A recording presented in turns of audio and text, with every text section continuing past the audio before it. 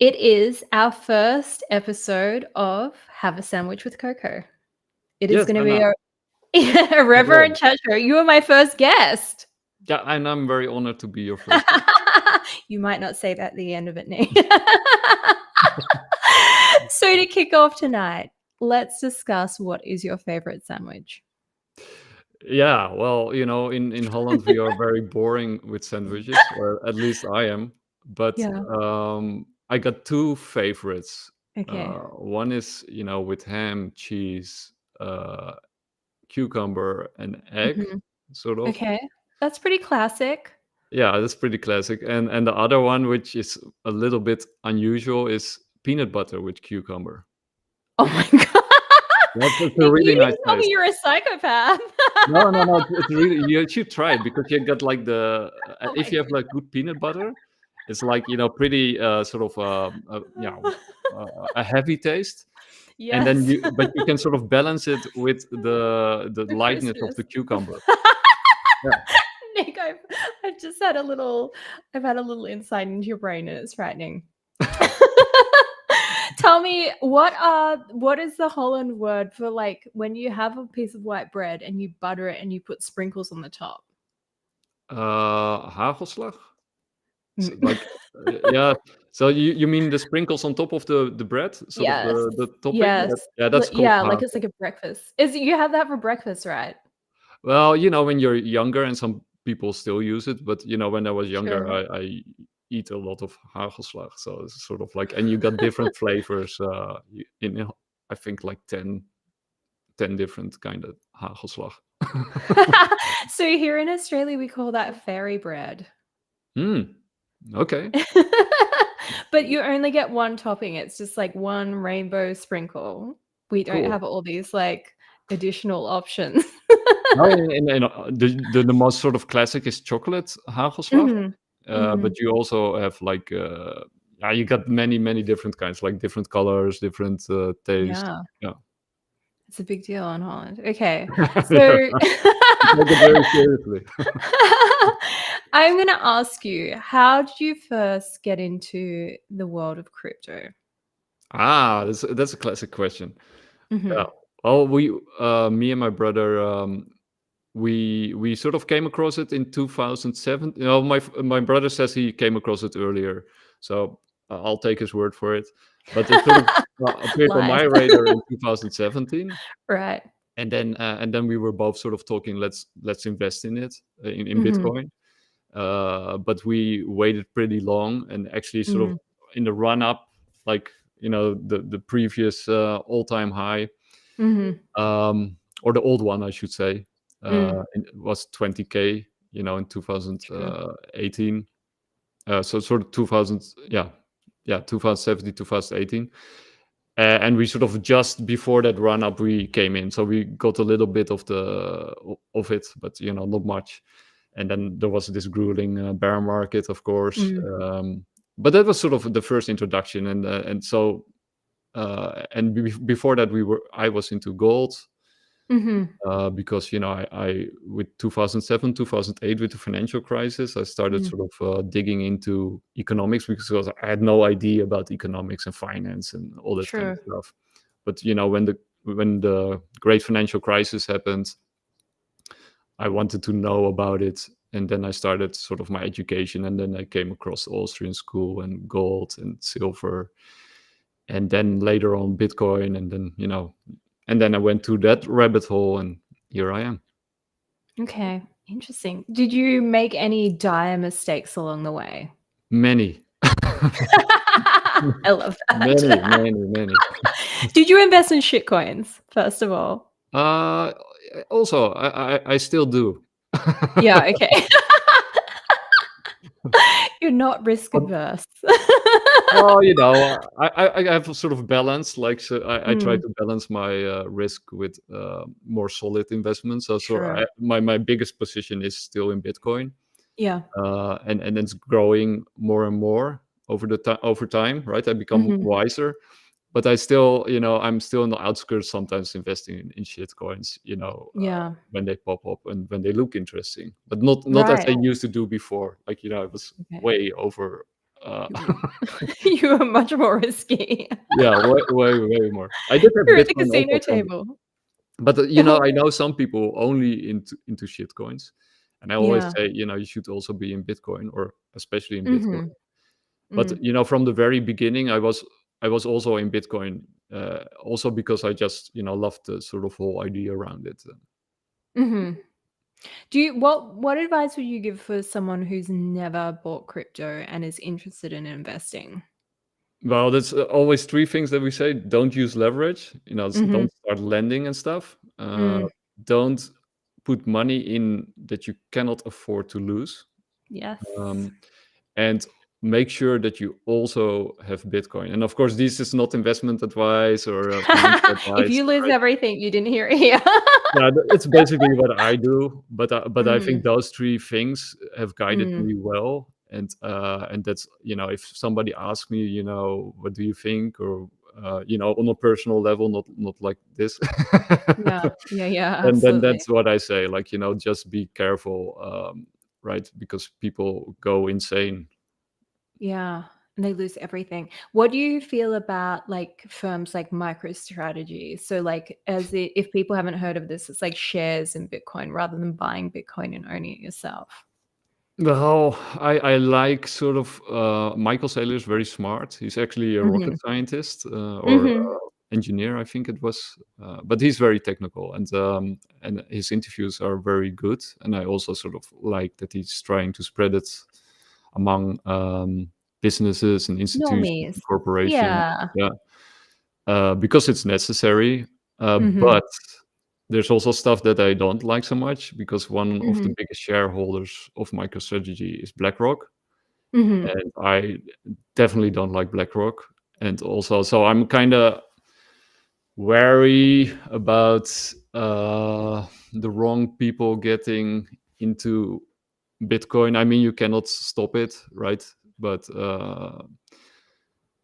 so I'm unsure about, you know, the real reason that MicroStrategy is in Bit. Is Michael Saylor really in Bitcoin because he believes in its Mm. ethos and wants to spread Mhm. freedom and liberty and a better world, or is he in Bitcoin just to corrupt it from the inside out again? Yeah. Very spicy.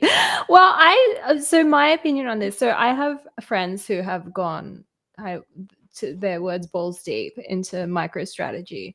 And I guess I wouldn't do it because I think the whole point of crypto is decentralization, and it's like owning your wallet and having power.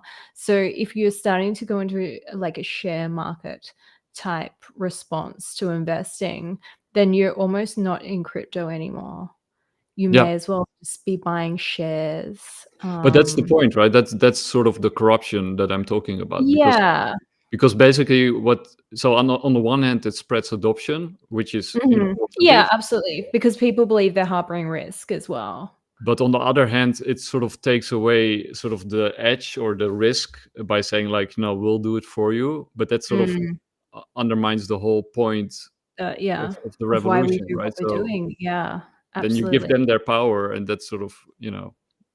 It's so funny. So when I very first got into NFTs, I knew someone randomly in real life who, because I used to be a tattoo artist, and it was a client of mine, and he was pretty like smarmy used car salesman.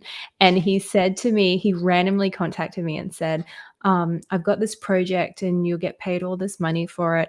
And I started asking questions because I've worked as a commercial artist, so I'm not a fool. I need to know like how much I'm going to get paid, how long it's going to take, who's going to own the artwork, all of these questions. And he couldn't answer any of these things. Anyway, so because he had said it's going to be for NFTs, I started like researching, and I was like, well, me working for someone is like the absolute opposite of like a decentralized token. Like that is like you are literally handing over your power to someone. The whole point is being an individual that can do whatever you want with that commodity.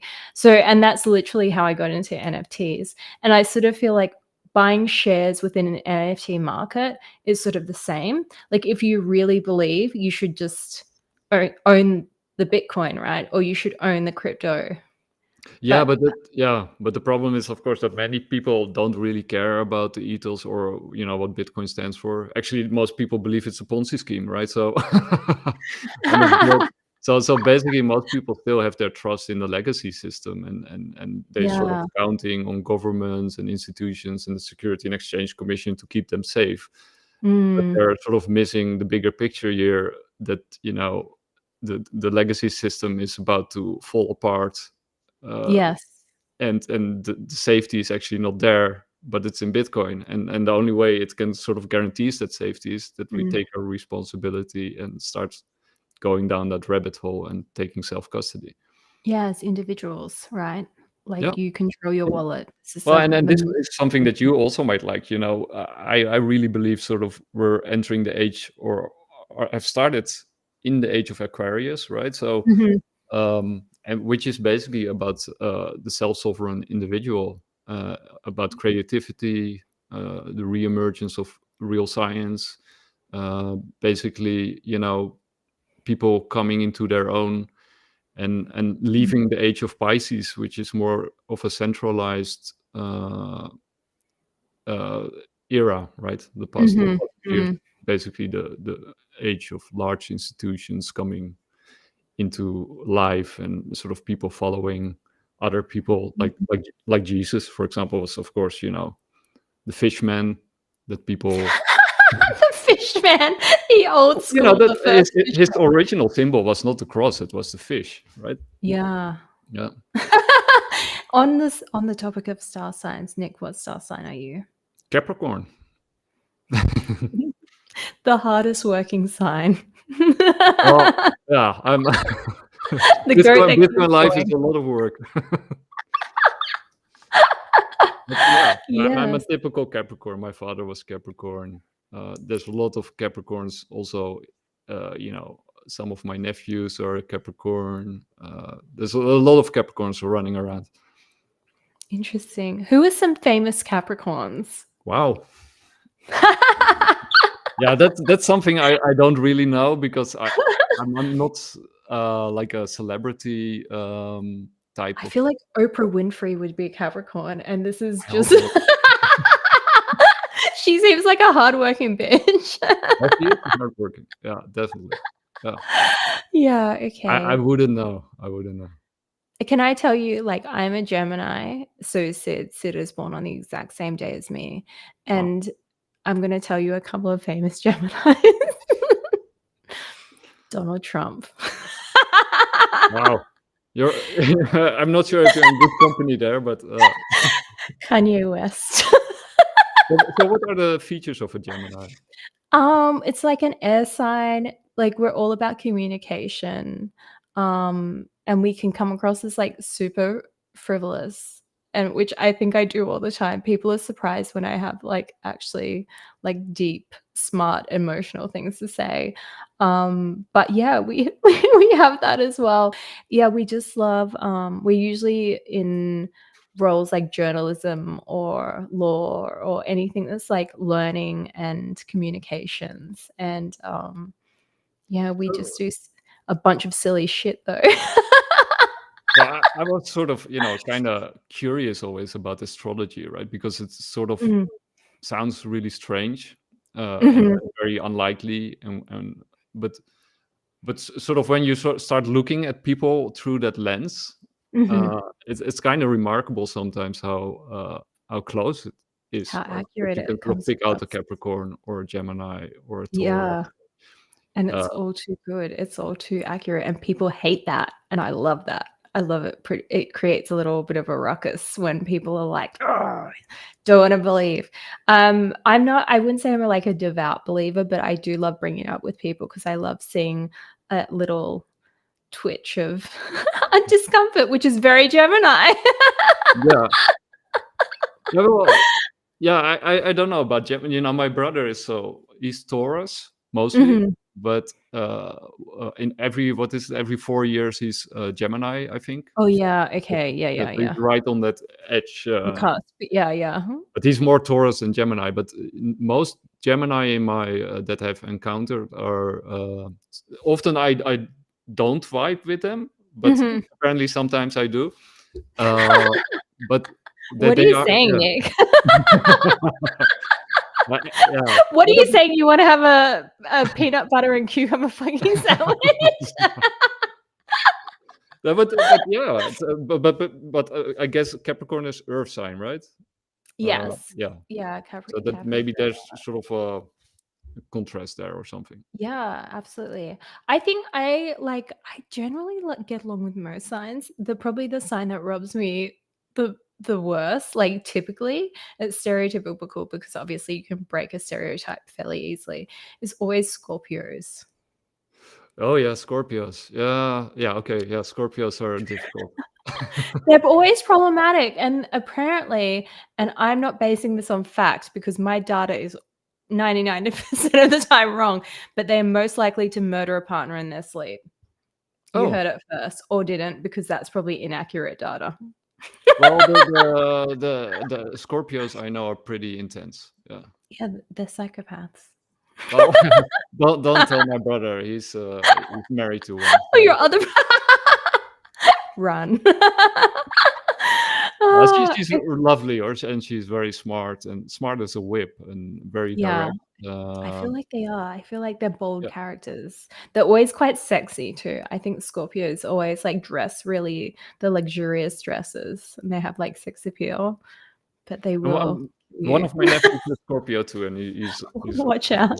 really nice. Yeah, Oh, but okay, yeah, so they're often very direct.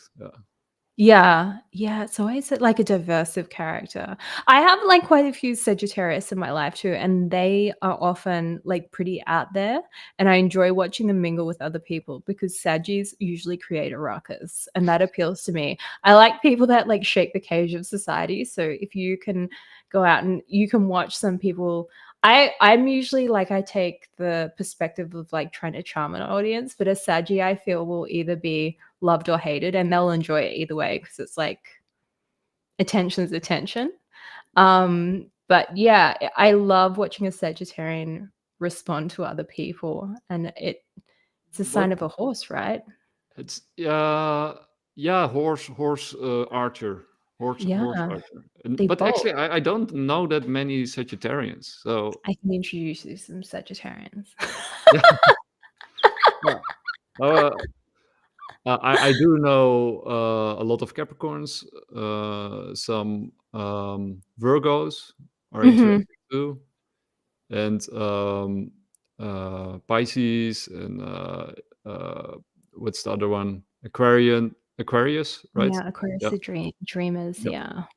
So those are sort of my sort of and some what's it called, Cancers. Oh, yeah, They're really Cancerians. nice people to Yeah, chat they with. always have they're a big-hearted, they're very nostalgic Cancerians. Yeah, yeah, This is true. like Nick and Coco's astrology hour. Okay, I have a good question for you. Okay. Cats or dogs? Ooh, difficult. Actually, I had both. Um, Yes. right now, I have a cat. His name is Crypto. That's amazing. Black cat. When when does Crypto come on the podcast? Oh, sometimes he appears. I think he's somewhere lying around. But oh my god. Well, I guess if you put a gun against my head, I would go with a cat. Oh, wow, Yeah, okay. When did you very last have a close. dog? Huh? When was your last dog ownership? 5, no, longer. I think 7 or 8 years ago. I actually got the Okay. dog from my brother, who couldn't, because he was sort of moving to a different place in a different uh, setting with a Mhm. lot of cats. And back then, I didn't have any animals, so Mhm. my brother sort of asked if I could take over his dog, which was a really lovely cross between a Rottweiler and Doberman. Mhm. Oh, that's a big dog. I grew up with a Doberman. Yeah, I love the big dogs mostly, Yeah. but sometimes Yeah. the smaller dogs are cute too. But yeah, but personally, I prefer the bigger dogs, Mhm. and yeah. So that was I think maybe even 10 years ago. Time flies. But a cat is easier to take care of, right? This Yes. is what I always say to dog people. Like, a cat is pretty much self-sufficient. Like, you just change the litter and feed the cat. There's no walking, there's no accident. Like, the cat Yeah. is good. Yeah, and that's why I have a cat right now, because if I would be, what to call animal abuse if I have a dog, right? Because I can't walk it. Can't Yeah. walk it, Uh, yeah, it's a lot. And the only thing is, so I will say for non-cat owners considering a cat, you're living with a nocturnal creature. So my cat wakes me up almost like 3 o'clock. I'm gonna say 5 out of 7 nights of the week. yeah. Well, my cat also wakes me up, and when I just got the cat, I fed it 2 times, like wet food, Mhm. one in the morning and one in the evening, Sure. and then I stopped doing that because because you know Was it what first of situation? all, he became too big, and secondly, right, he started waking me up in the morning. He became very sort of He wants it. aggressive and grumpy because he was used to getting wet food, and yeah, it was intolerable. Oh, that's so funny. Wesley is my cat. He's around somewhere. So he gets dinner. We don't do breakfast because he's already kind of fat. So we had to go to the vet, and she she she sent me the notes, and she said in the notes, quote, "He's a nervous big boy." That's my child. It's a big cat. I don't think he looks that big. He's very heavy though. I think he's like stout and heavy. And he's like super strange looking. Like his fangs hang out of his head. His eyes are semi open when he's asleep. Is it Um, like a fluffy cat or? no, he's like I'll send you a photo. He's like a very gray, he looks like a gremlin though. He's a gremlin cat. He's not like a traditionally good-looking cat, but I feel like that's where his good looks are, in his non-traditional appearance. And he bites. He's a biter. He bites all the Yeah, time. yeah, He bites for fun, bites for play. mine too. I have to sort of be careful, and I don't like cutting its nails because Oh, for yeah. so Wesley's not he having gets his he has his and he's completely black, so even his nails are black. So he's Are all black, they? but Okay. yeah, you have to be careful with him. Yeah, Wesley's really sharp. He's very like the nails and everything, and he will not tolerate his nails clipped. So I just live with the sharpness. I work around. If he's if he's playing footsie tootsie, I call it in bed. He's like going for the feet. You just lie still like you're a corpse. Yeah. He's in control of my life. I'm not gonna lie. Yeah, that's why I called him crypto, right? Because he can be very volatile and dangerous. You have I to be love careful. it. It's so good. So what I have another question for you. What are your speculations for 2024? Because it is nearly upon us. We're in December now. Well, we talked about it before going live. But Yes. yeah, I think 2024 will be crazy. I think people have no idea. If they thought like the previous past years were crazy, I Mm, think they have no idea, the craziness that's coming their way. I think I actually did a tweet or a post, whatever it's called on X these mm, days, mm. like 3 or 2 months ago, where I sort of list the stuff happening in 2024. And from the top of my mind, Bitcoin is of course going to go hyperbolic, and most people What's don't. your prediction? End of 2024. Yeah, well, last time I did that, I was completely wrong. I said, it's going to 100K, right? So I'm a little bit more cautious, and I think Okay. people shouldn't, let themselves be caught up in these predictions. Of course. This But is never financial yeah, advice, and it's not obviously. financial advice, but yeah, Yeah. personally, I think 100K should be easily reached. I would be surprised if we don't reach it, but Mhm. so maybe I'm wrong. There's of course, Of the course. economy is crap, like the real economy Mhm. is basically dying. So maybe that will cause downward pressure.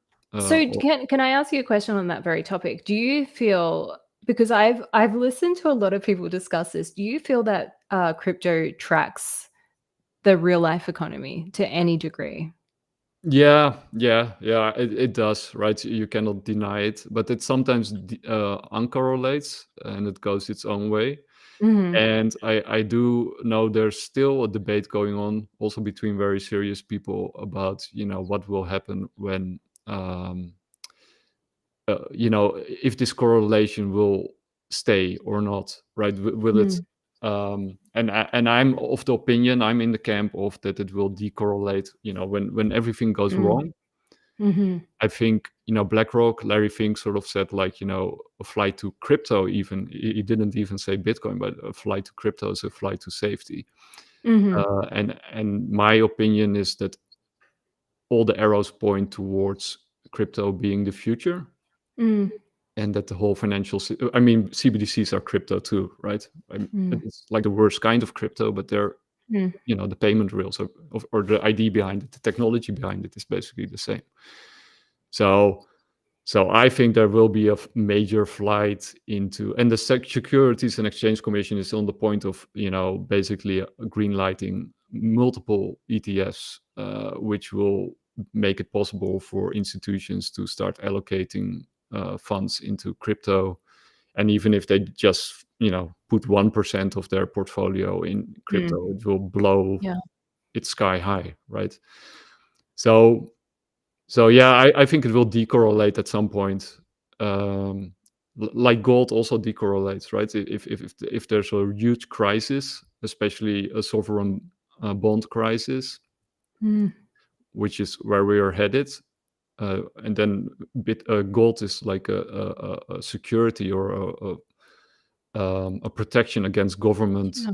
failure, and I think Bitcoin will follow gold, only much Mm. better. Interesting. And what are your non-crypto predictions for next year? Well, a lot. So I think, besides sort of an economic crisis and Mhm. Bitcoin going to the moon and CBDCs being launched, they're already being rolled out. You can also expect, I think, full alien disclosure. I think not many We're people getting are ready close for to that. that, right? We are totally online for that. I'm ready for it, whatever it is. I'm following it closely with the bigger picture show that we do, and Do I you think think aliens sympathetic to our plight, or do you think they wanna kill us? I honestly have no idea. I have no idea. I do think there's probably different kinds. That's Mhm. most likely. If there's Yeah, one, sure. there's probably more. And secondly, at least some of them are around for probably a very long time, already interacting with us, Mm. and we're still living. So I imagine that whatever their game plan is or their agenda, if there is any, uh, Mm. I'm not sure if that's hostile per se.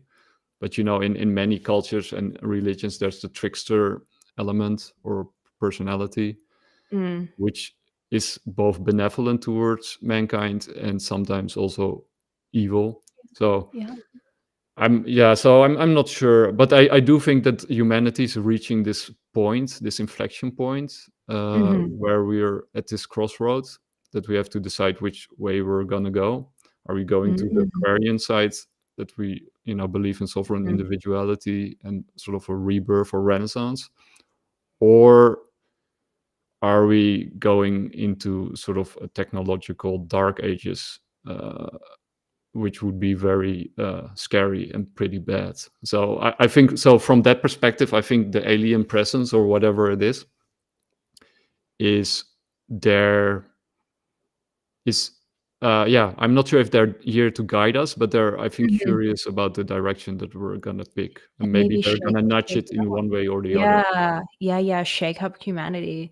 And maybe that fits in with the fact we are, like, governmentally part of a psychedelic renaissance at the moment. So we're seeing like psychedelics being legalized in a lot of spaces, and suddenly governments have always been like all drugs are bad. Suddenly it's being used as a mental health tool. So there's like an acknowledgement, and a lot of people do think that psychedelics will assist you in communicating or have communicated with aliens through things like DMT. So it's very interesting to see it's all happening at the same time. Yeah, and I think that's not a coincidence. And Yeah. and also about the drugs thing, I think there's Mhm. also good drugs and bad drugs.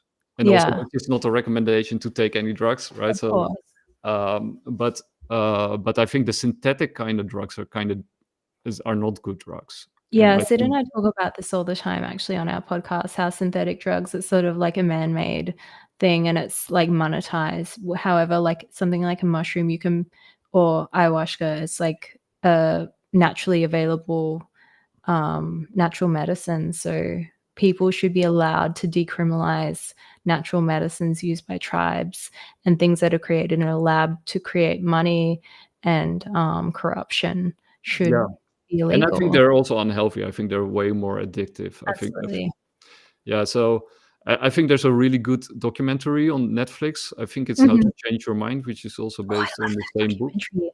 I was talking about that with someone this morning. That's very, very good, and it Yeah, covers all sorts of different psychedelics as well. It's like and it's quite a positive perspective on, yeah, yeah, and it also goes into the history and that it was banned before and sort of the reasons yes, for the ban and sort of the Cultural Revolution in the 60s and absolutely. um, it is really comprehensive. And I also like the last episode of the Mhm, series, which is not in the book, where he sort of goes mhm. into the Indian side, the native Indians in Yeah, America. I think it's mescaline, right? If I'm not mhm. It mistaken, is, yeah. with It's, the cacti.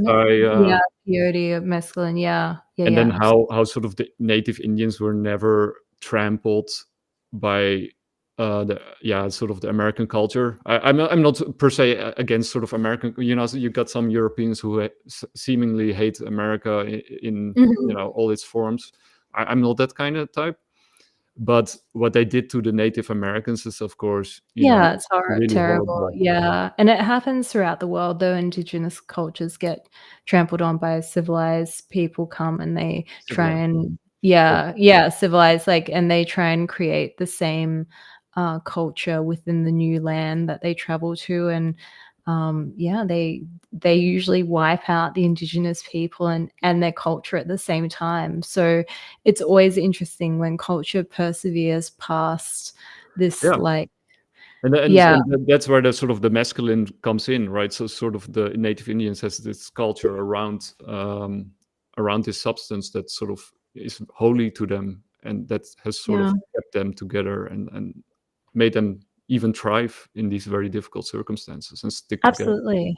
And I think it's an interesting perspective on psychedelics as well, because it's not then a recreational drug. It is something that is used as a community that people think is betterment for every single person in the community. So Yeah, if it's working out problems or taking you to a spiritually elevated place, it's a tool that literally they are utilizing rather than something to get you high on the weekend. So they really revere and respect the drug. So it is only taken under certain circumstances and it's taken really thoughtfully. And I think in Western culture that gets lost a lot. And hopefully with this, like if the psychedelic renaissance is truly upon us, hopefully we'll get back to that place of how we utilize those tools. yeah, I totally agree with everything you say. It's like a holy communion, right? So with something Mhm. uh, larger than the life that we're living, and like you say, basically Western civilization has devolved into consumerism and So true. commercialization, and all that kind of stuff. Yeah. And many people are just taking it as recreational drugs, just to get now just to escape life, basically, Yeah. um, and or to have fun or experience something crazy. And Uh, that's not bad. It's just sort of takes yeah, away that's from the okay. importance that the tool can give you, I think, as well. Like that can it can psychedelics can definitely be fun, and then they can definitely be a tool to enlighten you on your path as a human being in this thing we call life. So I think there's like definitely not everything needs to be the deepest, heaviest fucking life No, experience. and on the other side, I think sort of I did mushrooms, uh, Mhm. and a few times, Mm. and you basically cannot even if you wanted to take it recreational, it's not recreational, right? First of all, it's not True. addictive, Yeah. because it's really intense, and you go up and down, and if you go down, and you always go down at some point, Mhm. uh, you know, you really get confronted with, you know, all your weaknesses and your fears, Mm. and then so that doesn't make you want to take it again. Like, Yeah, absolutely. so Yeah, it's really yeah, very confronting, and challenging. it's yeah. Yeah. It's definitely much more of a mindful, because when I was, like, 18, 19, and I experimented a lot with, like, party drugs, and it was just purely, like, clubbing and fun, and it wasn't like that really, like, spiritual experience that you can potentially have on psychedelics. So not everyone has that. Obviously, it's not a ticket to, like, spiritual awakening, but some people are fortunate enough to have that. And it's so much about intention. So I feel like it's mindset as well. So Yeah, these are all just mind altering substances, right? What we do with them is what we choose to do at the time. So y if you set the yeah. intention, I'm just going out to get wasted, or if you set the intention is, I'm gonna, like, really look inside myself and try and dig deep and find some stuff, that will dictate your journey and your path and your experience at the time. Yeah, but I think up to a point, because it does have sort of its own will, and it will Mhm. also show you stuff that you don't wanna see. Uh, so even if you're taking it recreational, you do have to, especially, you know, with mushrooms, or, you know, Yeah, shadow some work, of the right? more, it will sort Yeah. of show stuff that you're not perhaps ready to acknowledge or to see.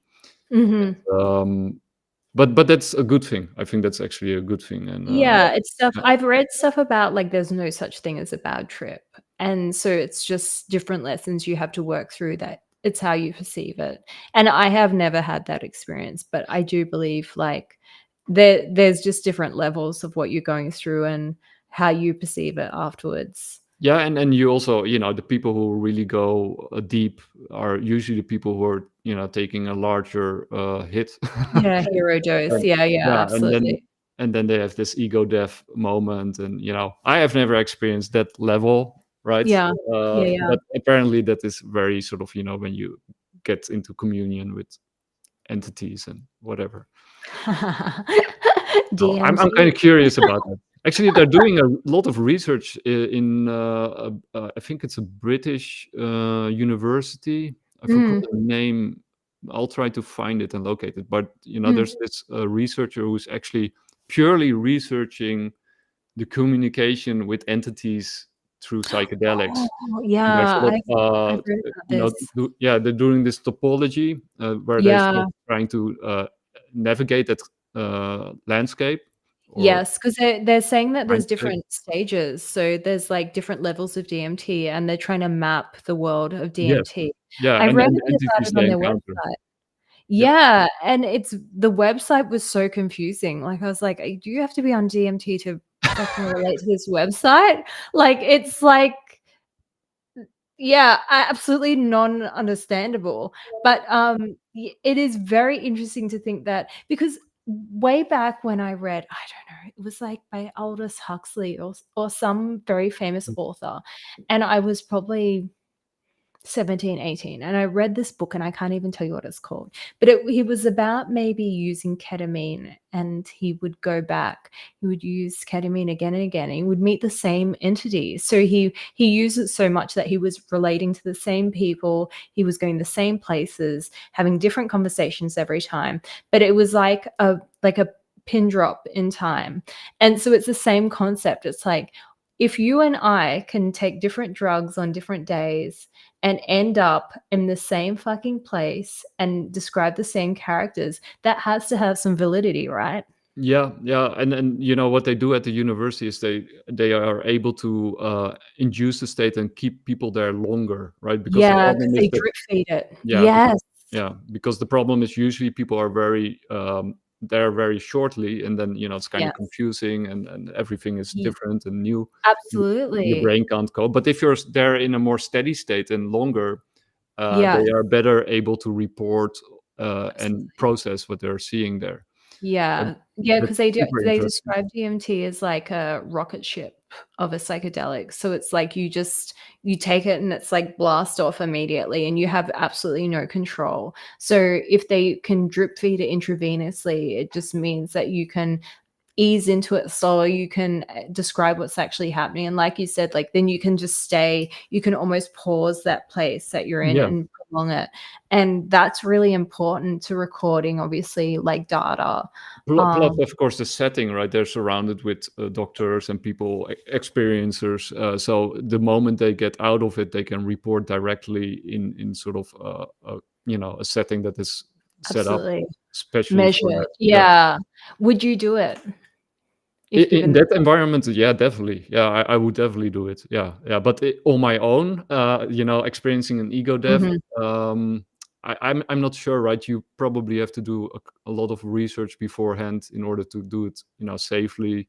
Yeah. And I have no idea what, basically sometimes they say life starts when you die for the second time, or what is the Mhm. saying?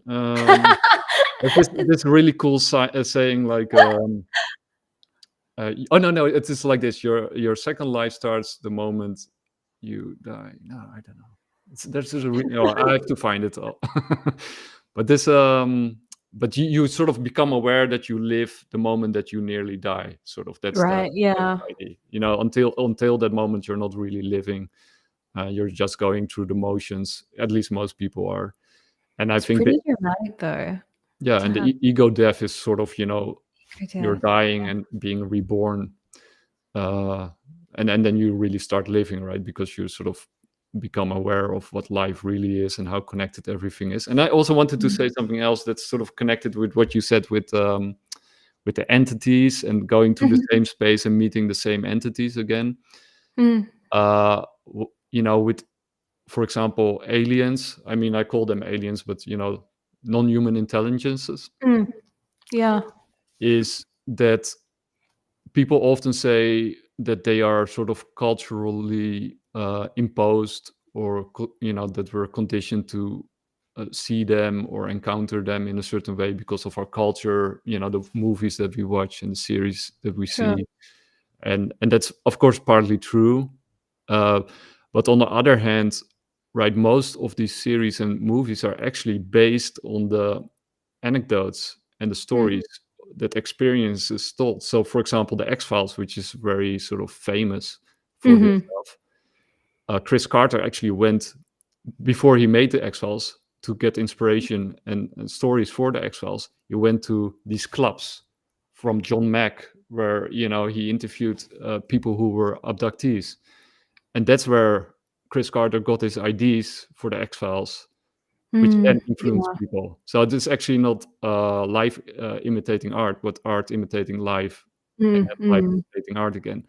So and besides that, you got people all over the world from different cultures, more or less experiencing similar things along similar lines. Yeah. Well, there is a historical, like, we always look at historical artwork, right? But long before text was sort of like readily shared, artwork where we cannot explain it, it looks what people have seen potentially as aliens in our day and age is absolutely like shown in this, like, it's cave paintings, right?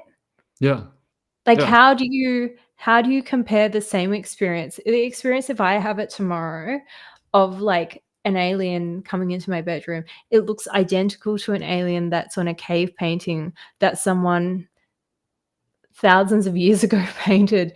Where do you draw that comparison? I'm not inspired by a cave painting. That's not coming up in my day-to-day social media feed or anything.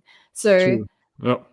the correlation is too far advanced. So I personally think um I I don't think I think they're positively empathetic to the human race. I think they're curious. I Yeah. think they I think they're disappointed. Probably. You know what I mean? Like, if you've been around a long time and you're watching, like, this ant farm of humans, and it's like, this is probably not our first trip around, this is probably, like, our second or third, and you're like you you have a sector, maybe you have a continent you're watching, and then you're in a lab and you're an alien, you're like a a tall, gray, sexy alien. You're in the lab and you're doing the data. Yeah, you're looking super cute and like you've got it all going on because you're an evolved being.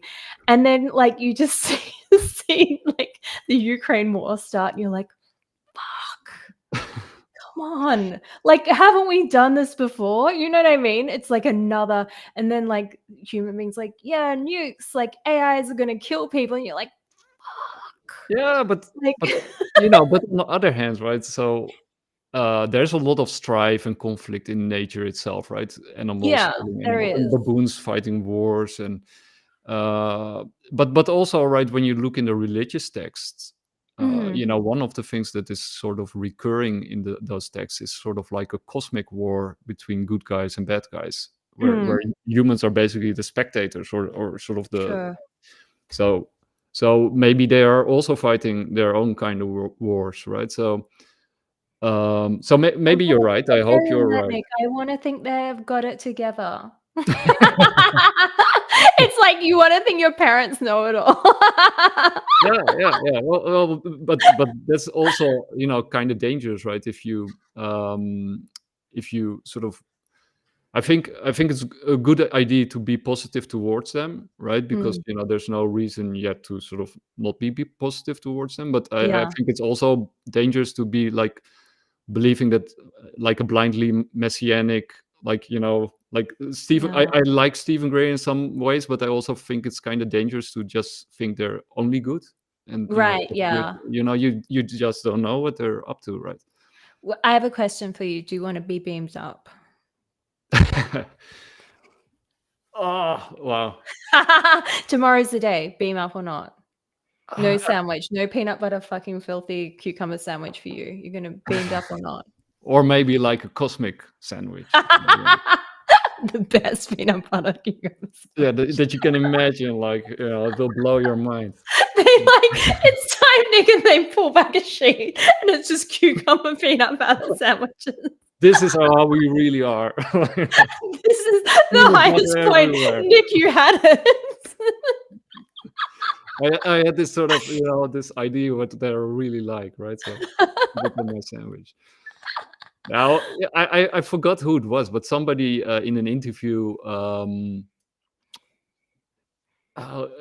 Somebody said like that he was given this opportunity when he sort of had this encounter, and he was like a very rational person. I forgot who it was, but I'll try to find it out.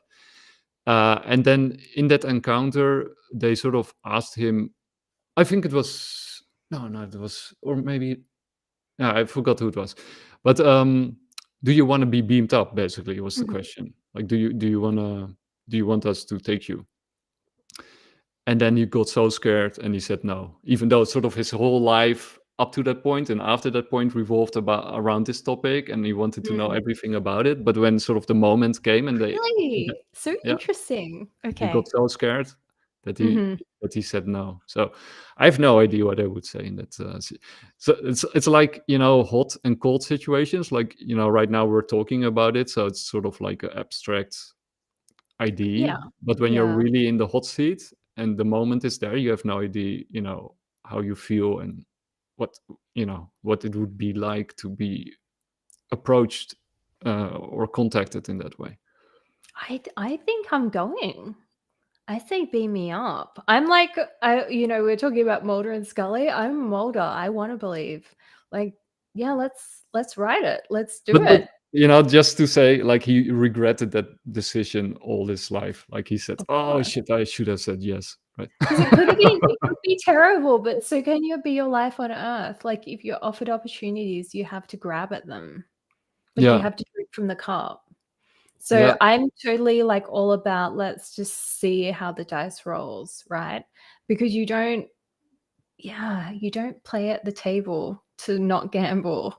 So I'm all for like let's just see how it goes.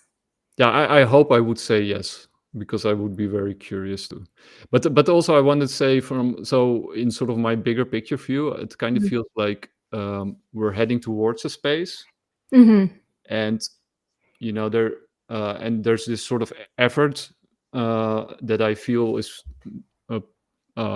created, that we get sort of the choice between the real thing, Mhm. and a fake one that is sort of focused on control. So Mm. also with the drugs, right? I think it's sort of inevitable that we go into that direction, but we can either do it right and have Mm.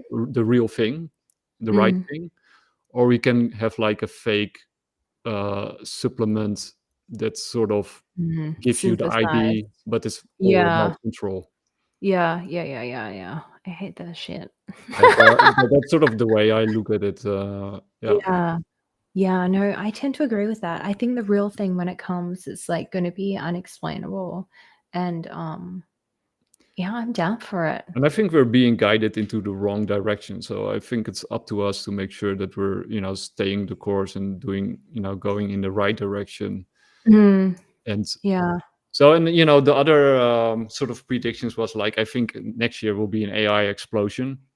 Mhm. Like Absolutely, yes. I AI will, 100% agree. totally blow people away. I think, Yeah. and also with AI, it's kind of interesting because I follow a lot of it if I can, Mm. and there were a lot of founding fathers or people, sort of who created AI from the get-go, who are, started sounding the alarm about it, like, it's totally out of control. We put it out in the internet, it can program itself, it's Mm. interacting with other AIs, it's learning about human psychology, right? So we basically made all the errors that we can make, and it's out in the wild and out of our control. And I'm not sure if that's true. Some people say it's purely hype to sort of sell Mm. people on AI or whatever, or sort of to give governments the excuse to clamp down and control Sure. AI.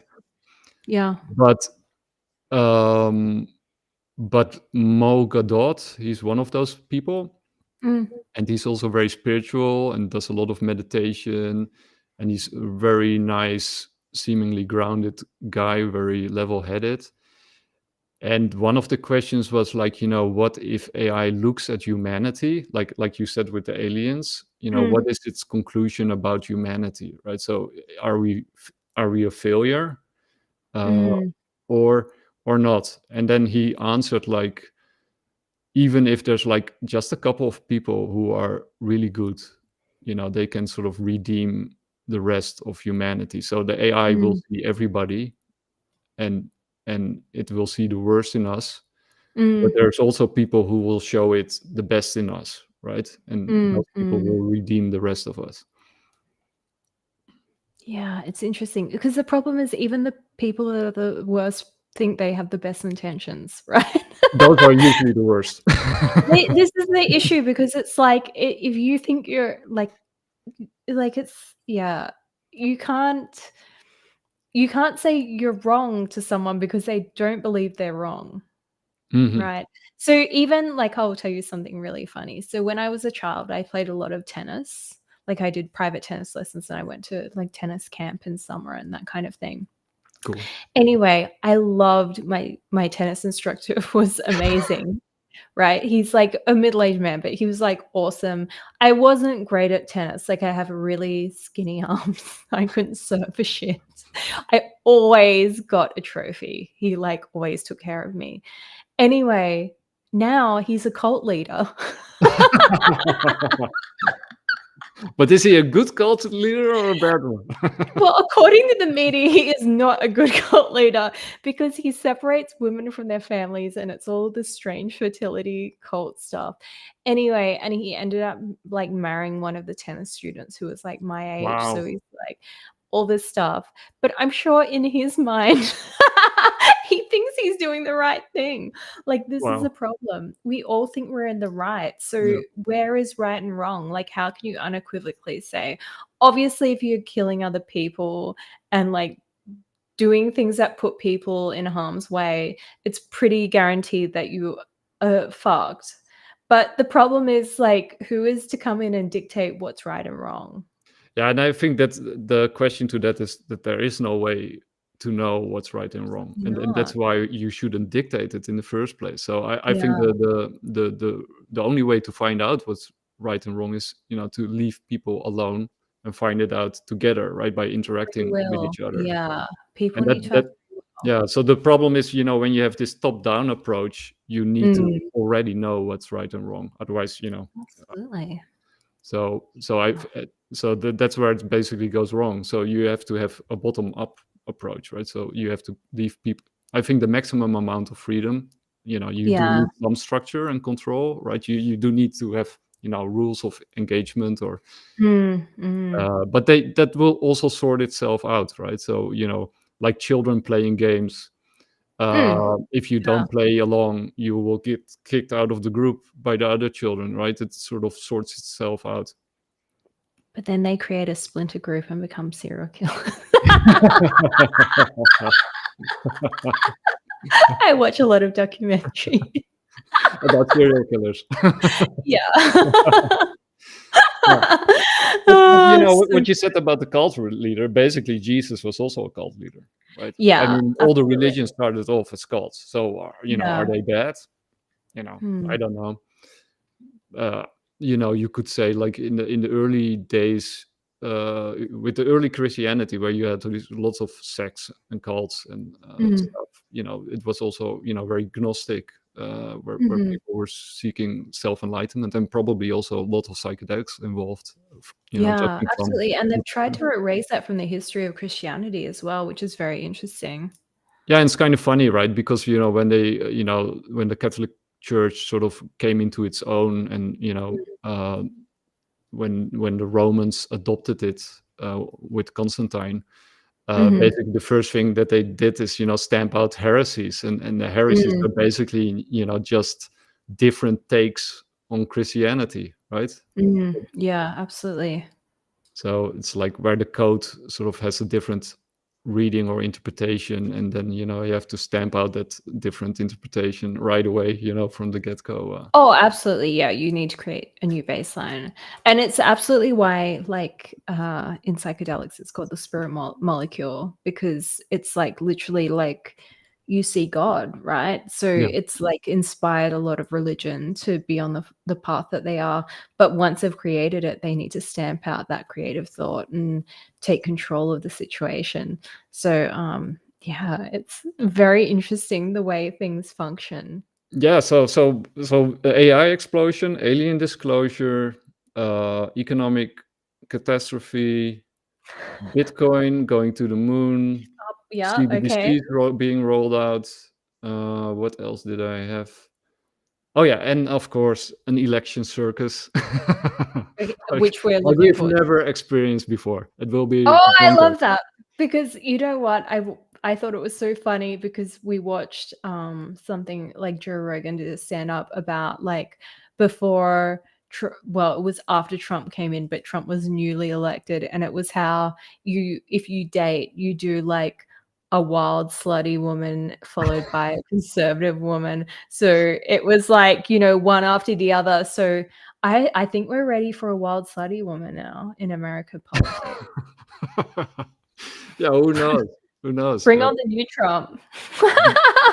But we talked about it before the show, but I think, even though people won't believe it, but I think Robert Kennedy actually makes a really good chance of getting close to winning, or maybe even winning, right? Because people are ready for independent. They're sick Yeah, and yeah, tired yeah. of the system. Yeah, And even though many people like Trump, and I sort of can, and also hate him, like, it's hate or love, right? It's with a passion. There's very few people who are sort of neutral about Trump. absolutely. Yeah, agreed. Yeah, It's yeah, not yeah. a so, but he does have a lot of problems, right? He's, the court cases are following him Yes, around. yeah. Very And serious court cases as yeah, well. yeah, and of course, some of his policies I wouldn't subscribe to, because basically it Yeah, means more government, more government and more spending, right? yeah. So that doesn't solve anything. So people are ready for an independent, and Mhm. Kennedy is a Kennedy, so that is like a bonus Hmm. Mhm. if he doesn't get shot. And uh, uh, and he draws from both camps, right? So he's very Yes. attractive to Republicans, but I think he's Yeah. also very attractive to sort of the neutral, or the more level-headed, sane Democrats, which is the majority, of course. And don't you think he has, like, that, like, he comes from And it's like he doesn't, but it's like his family hails from a time when America was actually great as well. Yeah. So Yeah, it's well, like when it was starting to go wrong, but yeah, the last great absolutely, president. but it's like the last Coca-Cola generation of American greatness when people think about America and think of that great time in American history. It's like Absolutely. pre all the problems that we see in America today, because America used to be the number one country, and now we just don't see it that way as external countries in a first world. I think third world countries definitely do still see it in that way, but I don't think first world countries do, because we always weigh in on the politics and the propaganda and the gun laws and the public health system. Yeah, we're fighting endless wars, war against drugs, war against this, war against that, and it's only making the problems worse, and it's just an excuse to spend money and to probably launder it. Uh, but yeah, And the so aliens, it's time. I yeah, say no president, just alien. but I think Truman, Eisenhower, Kennedy, those are my favorite type of The presidents, and heyday, that's like the heyday though. yeah, and Eisenhower was of course Republican, but I Yeah. also really like. I also like Nixon. I think Nixon is kind of sort of cast in a very negative light, but I think the sort of negativity around Nixon is basically the people around him that were. Mm.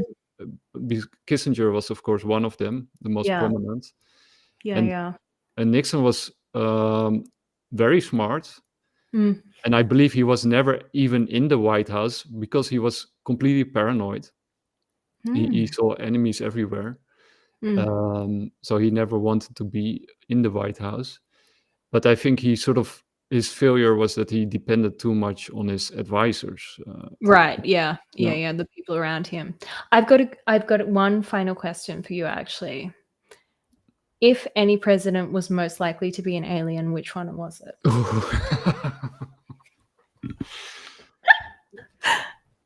Oh, wow. Think about it. American president. American Living or president. dead, or Either. You can pick, you can select whichever. Who stands out as the most alien-esque?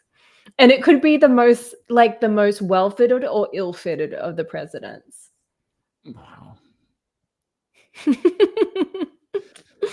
wow.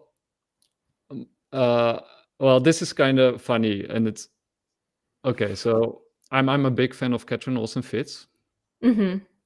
And some people immediately know who it is, and others don't. She's Mm. from the Solari Yes. Report, and she was in politics under I think George Senior. Mhm. She was the minister or the director of housing and urban development, HUD. And she got completely disappointed about how the system worked. She basically found out how the system actually worked, and then she sort of got kicked out and was harassed and etc. etc. But my point is, she was in politics. She's not the president, of course. Sure. But my girlfriend always says that she thinks she's an alien. A good alien or a bad alien? That would be a good alien. So and sort of I think maybe she's right. It could have been maybe she's an alien, right? Yeah, and Yeah, okay. if you ask president, I think probably Trump gets closest, and the family of Trump is also interesting, right? Because his uncle, I forgot his name, but he was also closely connected to what happened with Tesla. Sort of, Oh, really? yeah, the Nikola Tesla story is also very weird when you go into it.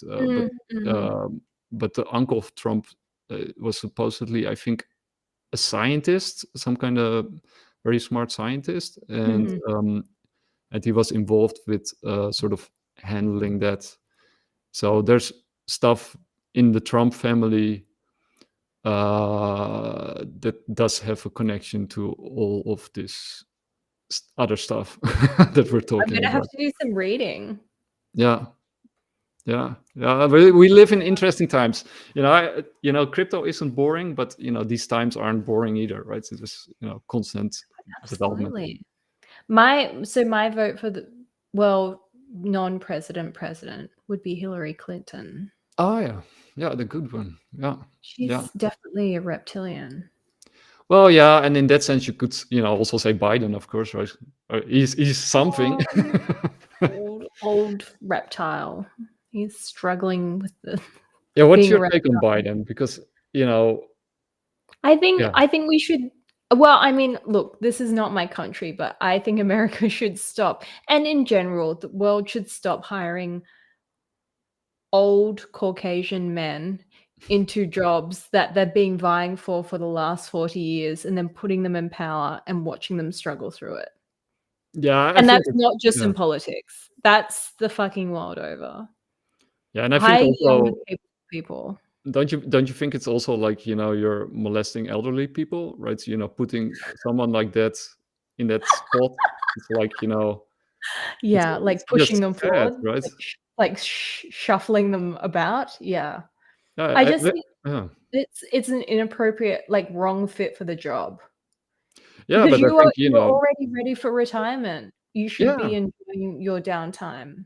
Yeah, I mean, I'm actually fearful that he might die on the job, right? So, Yeah.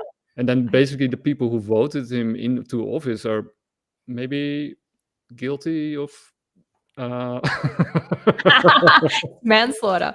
But don't you think though, like, if there's younger capable people, you shouldn't be in a taxi line of shoulder tapping for these roles? It's the same as any executive or CEO. Like, why do we wait for old white men to take responsibility for jobs that require not even young, but like nubile minds? yeah, So it's not even specifically age, because Sid pointed out something very important to me the other day, that Biden and Trump are the same age. no way. Mm, Seriously? Wow. apparently. This Well, is then what Sid. Biden is doing something wrong, or Trump is doing something right. I don't Well, know. Trump's a Gemini. We're consistently annoying. Yeah, well, keep you sharp, of course, right? It keeps you on your Yeah. toes. Surround But yourself with. Yeah. there's definitely, like, why do you put the most important person, the person that's about to retire? Like, it is just because they're in a queue. Well, there's something interesting. Maybe Neil Howe in the Fourth Turning. Mm-mm. He basically wrote a new book. We're in the fourth turning, I think, or the fourth turning is now. It's like recently published. Mhm. I got it lying around somewhere.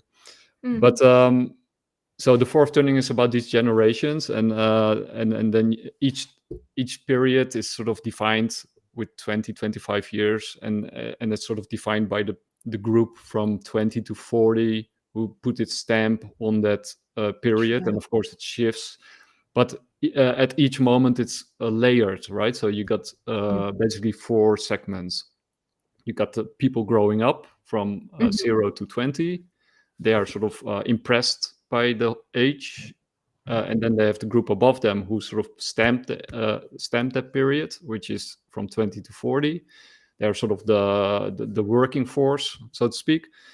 And then you have the management group, which is Mm. from 40 to 60, who are sort of, with their experience, they're sort of guiding those younger people into the right directions. There's Sure. sort of the managing group in that moment in time.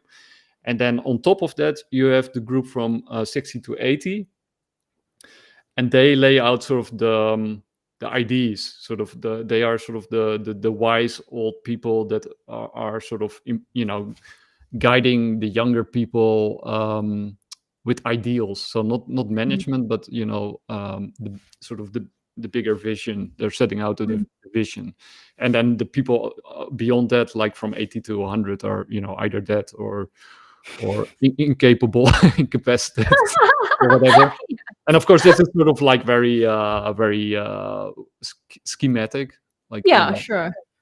but basically, so the elderly people, like also in traditional societies, Mm. you always had these elders in a tribe or in whatever community who set out sort of the vision for the rest, and then Mm. you got these sort of segments of society, and that sort of perform different functions, from growing up and being initiated to doing the work and the hunting and the Mm. fighting, to the management. And so I think there is a role for elderly people in society, but Mm. maybe not being the president is, Because that's a high energy job, right? That's a high stress, high energy, like high technology. Even though I totally get it, like you have a group of people you delegate to, but you still need to be above and across everything that's going on all the fucking time, and everything is changing in our day and age. Well, one of the things, because in Europe we also had some people who stuck around in their office way too long, like Mm. our previous prime minister Mark Rutte. We basically just had the election and kicked him out finally, but he had like, I think, 3 turns, and the one before them, Mhm. Balkenende, also had like 3 terms. And Merkel, of course, in Germany also had like 3 or 4 terms. And it's kind of funny, right? Because then we say, oh, Russia is a dictatorship. Look at Putin; he never goes away. But I don't see the difference with other European countries. Some Yeah. Yeah, people yeah. count Russia as a European country, but Yeah. but so what did I want to say? I had a point with it, but we finally kicked him out. And oh yeah, you're high pressure. So when you look at what that does to a person, how much they age Oh, in such yeah, a short terribly. time, We it's saw incredible. Yeah, Obama, I think was a great example of someone that came into presidency and he looked pretty fresh, and then he left and he looked, like, considerably aged. It consumes Because you. it's very high pressure, like, you would be there 24/7, like, this would be your whole work. There would be no work-life balance, so then you think you're putting, like, an elderly person there that doesn't understand the media or anything like that, and it just seems absolutely fucking insane. That's like a high pressure cooker, and you got so many people hating you, but also Absolutely. adoring you, which can also be Yes. tiresome, of course. Detrimental. Yeah, yeah, Yeah. absolutely.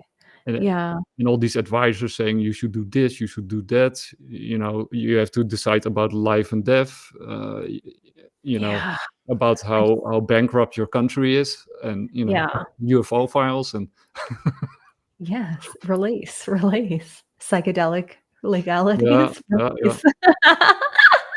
Oh, that's awesome. Thanks, So Nick. 2024 will be crazy, definitely. It's You heard it first.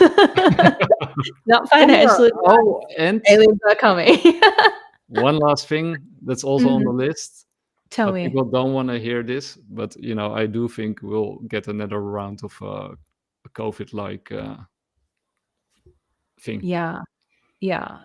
Well, respiratory, they call it walking white lung is Yeah, already on the market, so whatever they want to call it. I also think it is down to happen. My prediction is also that is my prediction actually is earlier than yours, so I think it's gonna be early next year. Yeah, I think that you sort of the ramping up or sort of the news around it will, it's already happening, but that will Yeah, increase, and it will probably start in China again. It yeah, already is, and then it will gradually move throughout the world because people are responding too late, blah blah blah. The usual stuff. But I think they'll wait till after the election, right? Because right now they're giving away presents, and the economy will boom. Right, I think in January is this sort of economic inflection point, right? Mhm, mm. If they don't pump tremendous amounts of money into the economy, will go bust. So I think Yes, sort of the treasury will sort of dole out money, and they're taking money out of the market funds, so they'll pump all that money into the economy, give yes, everybody yeah, free money, and then we have this sugar rush till maybe 2025 if we're lucky, yeah, okay. and then the And then whole thing recession. collapses. We're gonna see recession. Well, yeah, well, that's putting it mildly. We're gonna Yeah. experience something we never experienced, maybe ever. Mm. Buy Bitcoin or don't because it's not financial advice. No, yeah, it's not financial advice, but yeah, that's why we started Everyone Bitcoinlive. should do their own research though. It's Yeah, like due diligence is always recommended. you But know, yeah. yeah, our vision was always that Bitcoin is not, it's nice that you can sometimes profit from it. I mean, it Mm. also goes down, right? So it can also be very hard in a bear market. But it's basically your lifeboat. Yeah, absolutely. Yeah, everyone should always like self-educate on what's available in the market. And yeah, share market isn't everything, right? We can do these high risk things in a fairly regulated environment. So yes. Yeah, and then also things aren't that regulated because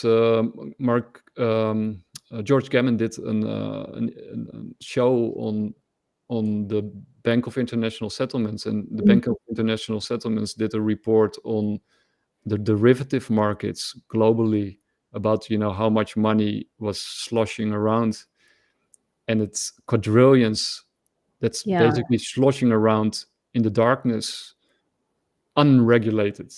Yeah, that's wild. So well, what yeah, are I we mean, you talking only about? need to start watching things like The Big Short, which is obviously semi-fictional, to get an understanding of like where your investments are going. There's it's like a false sense of safety, right?